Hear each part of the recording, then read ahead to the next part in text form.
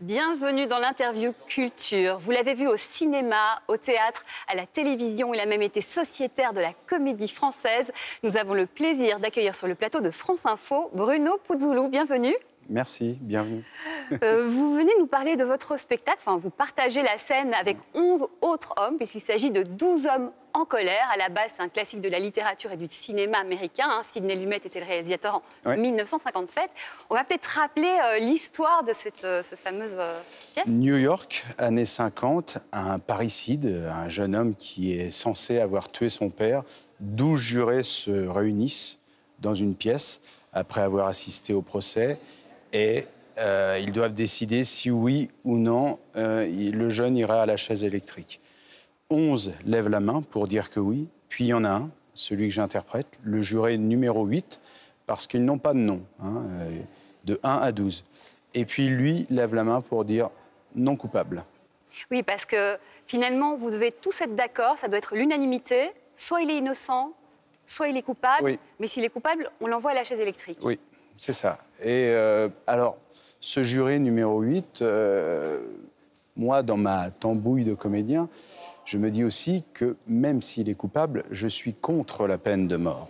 Voilà. Mais de temps en temps aussi, ce juré peut être ébranlé par des arguments. Et c'est là tout l'intérêt. Oui, et finalement, au fur et à mesure, c'est vraiment intéressant comme écriture, puisque ça va être des échanges, et grâce aussi au fait que vous doutiez, le doute va s'installer dans la tête des 11 autres personnes. Oui, c'est vrai qu'au début, on voit des jurés qui sont pressés d'en finir. Alors, il y en a un parce qu'il a un match. Il a un match de baseball, l'autre parce que c'est une grande bouche, et puis personne n'a le droit de parler. Lui a jugé qu'il était coupable, et ça, c'est le juré numéro 3, c'est mon grand ennemi. Et puis, on distingue aussi des meneurs. Peut-être qu'il y a certains jurés qui sont prêts à dire non coupable, mais il y a des meneurs qui disent non coupable, qui parlent plus fort que les autres. Et là, on voit aussi l'importance des groupes. Je vous propose de regarder tout de suite un extrait de 12 hommes en colère. Vous savez tous ici qu'il s'agit d'une inculpation de meurtre qualifié. Si nous reconnaissons l'accusé coupable, nous l'enverrons à la chaise électrique. Vous êtes libre de débattre comme vous l'entendez. Je vous interdis, non, on est une grande gueule. À quoi je l'ai pas tué? Ceux qui votent coupable, lèvent la main. Qu'est-ce qu'on va faire maintenant? Maintenant, on peut parler. Je le crois coupable. Vous me ferez pas changer d'avis. Ce n'est pas mon but. La vie d'un homme est en jeu. Ce type est un assassin. Ce type, il a 16 ans. Et une autre personne a pu tuer son père avec un couteau identique. Je n'en ai jamais vu de semblable. Vous voulez nous faire admettre une étrange coïncidence. Vous voulez nous convaincre que quelqu'un d'autre aurait commis le crime avec un couteau identique? Exactement. Les chances sont infimes. Improbable. Le coup était porté du haut vers le bas. Le garçon mesure 1m65, son père 1m85.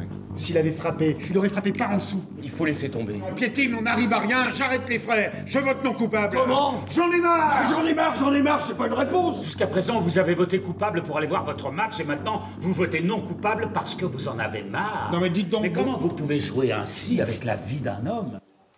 Comment vous pouvez jouer ainsi avec la vie d'un homme? Ça parle aussi des préjugés, des croyances qu'on peut avoir et qu'on peut calquer sur des situations qui ne sont pas forcément exactes dans ce type de situation. Bien sûr, et c'est tout le travail de ce juré numéro 8, en disant peut-être qu'il est coupable, mais on n'en est pas sûr. Donc, la vie d'un homme est entre nos mains.